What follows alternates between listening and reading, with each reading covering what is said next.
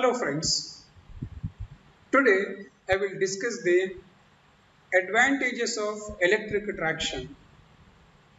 Before I discuss it, let me consider some of the points, necessity of that, definition, characteristics of ideal traction system, types of traction, advantages of electric traction, then disadvantages of electric traction. First, what is the necessity of this? So there are different ways of transporting.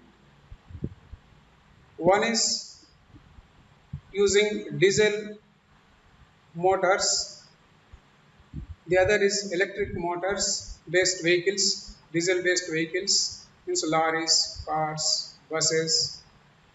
So all these will depend upon the fuels. Fuels means diesel, petrol, etc. So when we use this, what happens is we have to run these vehicles several times. Each will have the limited capacity. Bus means 60 capacity. Similarly for other vehicles. So if you want to transport more number of men, more luggage, in that case we need a bigger system. So that bigger system is nothing but electric traction. So for that we need the traction. So then what is the definition of traction? Traction means it is nothing but process of moving a vehicle. So that moving the vehicle may be with the help of the diesel motor or petrol engine or electric supply, means electric vehicles. So whatever process we use, if it is nothing but the process of moving a vehicle is called the traction. So then what are the good characteristic or ideal characteristic of the traction system? So whether it may be a diesel motor or whether it is a petrol vehicle or it is an electric vehicle.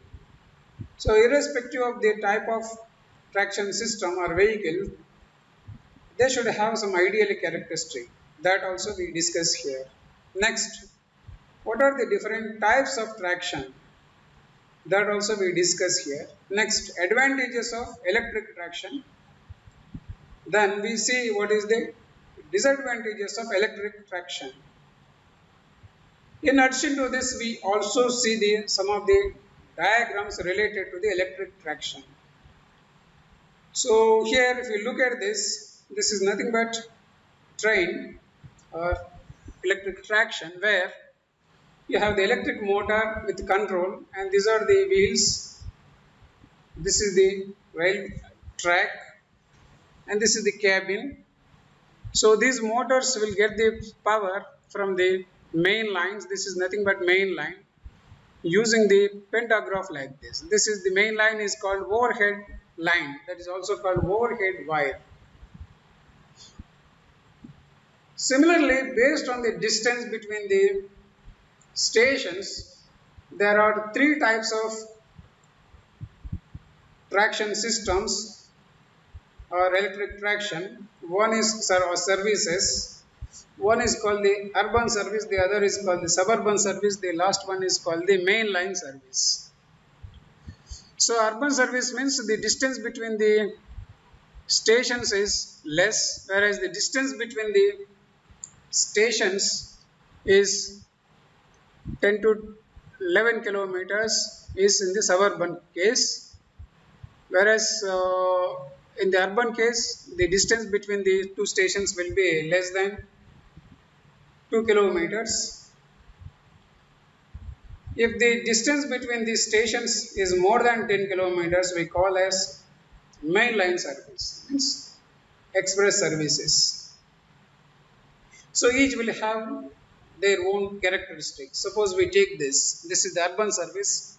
So we find the acceleration, this is the coasting period, this is the retardation period. or braking period. So acceleration means it accelerates the speed of the train. Coasting means without supply the train moves, that period is called the coasting. So if you apply the brakes after coasting, then we call that as retardation or braking period. Similarly, here in the suburban also. So whereas in the mainline service, so we don't find the coasting period. Instead, we find the acceleration period, free running period, and the retardation period like this. So these are the things which are going to be covered while discussing the characteristics of the electric traction. So first we see what are the ideal characteristics of the traction system. The first characteristic is it should have the high starting torque so that we can have the high acceleration. That is, it should have a rapid acceleration. Then the locomotive should be compact in nature, means it should occupy less area. And fourth point is it should be able to run on any route. Fifth is it should have minimum wear and tear in brake shoes. Then it should not cause any interference with the nearby telecommunication system. Next point is it should have an easy speed control system. And next point is it should be capable of taking overloads temporarily. Ninth point is equipment should be economical so that it can be afforded by everybody. 10th point is running and maintenance cost should be less. And last point is it should be pollution free. So these are the ideal characteristic of a traction system. The traction system may be a petrol vehicle or a diesel vehicle or electric vehicle, irrespective of the type of vehicle or irrespective of the traction system. So it should have these good characteristics. Then classification of traction system. So traction systems are basically divided into two parts: electric traction, the other is non-electric system or non-electric traction system. So first we consider the electric system. Electric system uses the electrical energy at some stage in this movement of the vehicle.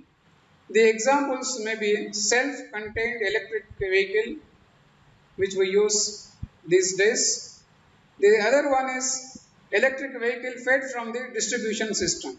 Self-contained electrical vehicle means electric vehicles, electric car, electric bike, etc. All these comes under this category. Whereas the trains, etc., goods trains will come under this category. That is electric vehicle fed from the distribution system or electric supply. Next, the second type is non-electric system. Means it does not use the electricity at any stage. Examples for this is internal combustion engines, that is nothing but diesel engine vehicles. The other one is steam engine drives or steam engine vehicles. So these are the two types of traction systems. Next is advantages of electric traction system. So here the first point is it is a clean traction system. The second one is it is suitable for underground railways also. Third is no need for separate generator for lighting, fans, etc. Power can be drawn directly from the supply lines. Next is speed control is possible. That is easy to control the speed of the motors. Fifth one is it has advantages of rapid acceleration and retardation. Rapid acceleration is required to reach the highest speed and retardation is required to stop the motor or train or traction system. Six is less maintenance cost is needed. Seventh is it can be started instantaneously. Eighth point is it can take large overloads that we can see in the trains. So we sit on the benches, under there is space, we can put luggage there so that it can carry that extra load also. And there is no smoke, etc. So it is a pollution free. The next point is it is a very economical system. So we can see the cost of the train of this ticket is much less than the vehicle of bus or car, etc. Next, coming to the disadvantages of electric traction, first one is its initial cost is very high. The reason is that engine parts, etc., should be imported from the other countries. The second one is failure of supply paralyzes the whole system, means the traffic jam occurs. So it is a big difficulty for transport when the supply fails, but it almost never fails. Third is it produces electromagnetic interference with the neighboring telecommunication lines. Means we should see that. So the telecommunication lines are insulated from the nearby power lines. Next is electric traction is suitable for urban, suburban and mainline service because the suburban and urban services require frequent starting and stopping and high schedule speeds are required. So whereas for mainline service, it does not require high coasting period. I mean, it does not require coasting period. It needs only acceleration and the deceleration or retardation, and it needs the what is called the highest speed, that is free running period. And it is also capable of handling greater volume of traffic because it has many number of bogies. So at a time, it can move the large amount of traffic, I mean large volume of traffic in less period. So the traffic with the other vehicles can be prevented with this.